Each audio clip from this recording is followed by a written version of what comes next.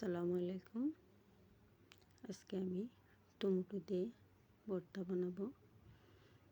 তারপর টমেটোটা ভালো করে পরিষ্কার করে ধুয়ে নিলাম, কেটে নিলাম। তারপর কড়াইতে দিয়ে দিব। কড়াইতে হালকা একটু তেল দিয়ে কিছু শুকনো মরিচ ভেজে নেব।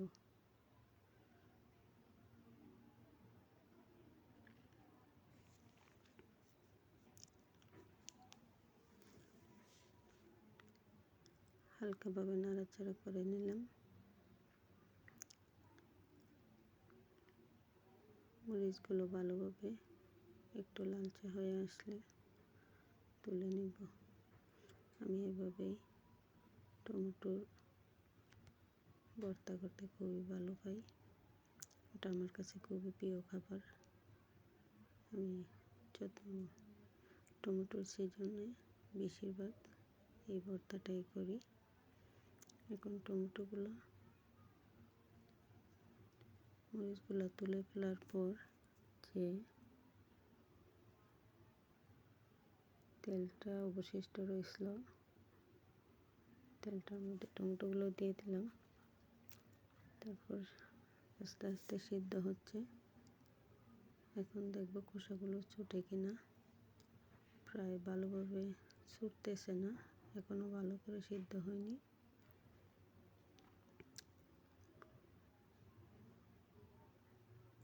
আবার একটু সময় ঢেকে নিলাম। একটু সময় সিদ্ধ হওয়ার পর টমেটোগুলো নামিয়ে নিলাম খোসাগুলো ছাড়ানোর জন্য। আস্তে আস্তে খোসাগুলো ছাড়াচ্ছি। আসলে অনেকটা গরম, তাই খোসাগুলো ছাড়াতে কষ্টই হচ্ছে। খোসাগুলো ছাড়িয়ে আবার কড়াইতে দিয়ে দিলাম।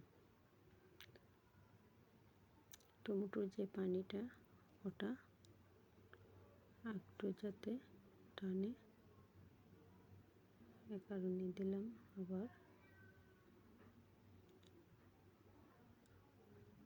একটু নাড়াচাড়া করে নামিয়ে নেব।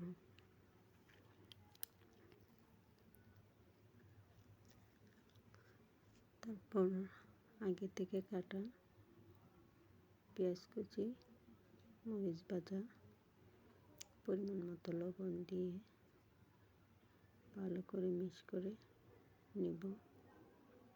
সাথে একটু সরষের তেলও দিয়ে দেব।